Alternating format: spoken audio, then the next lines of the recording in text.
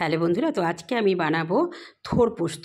তো চলো, আমি দেখো কড়াই বসিয়ে দিয়েছি, কড়াইয়ে দিয়ে দিয়েছি সর্ষের তেল আর দিয়ে দিলাম 5 ফোড়ন। এবার আমি দেখো বড়িগুলো ভেঙে নিয়েছি, সেটা একটু লাল করে ভেজে নেব। আর এদিকে দেখো থোরটা কেটে আমি লবণ হলুদ মাখিয়ে ভিজিয়ে রেখেছিলাম।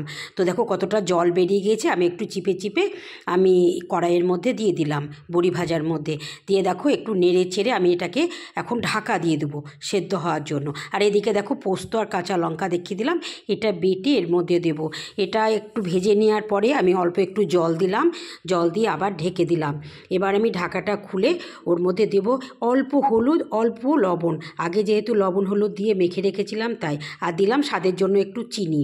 এরপর আমি একটু ঢাকা দিয়ে দিলাম। এবার ঢাকাটা খুলে আমি ওর মধ্যে দিয়ে দেবো পোস্ত বাটা আর কাঁচা লঙ্কা বাটাটা, সেটাকে একটু ভালো করে মেখে নিয়ে তার মধ্যে দেব আমি কাঁচা সর্ষের তেল।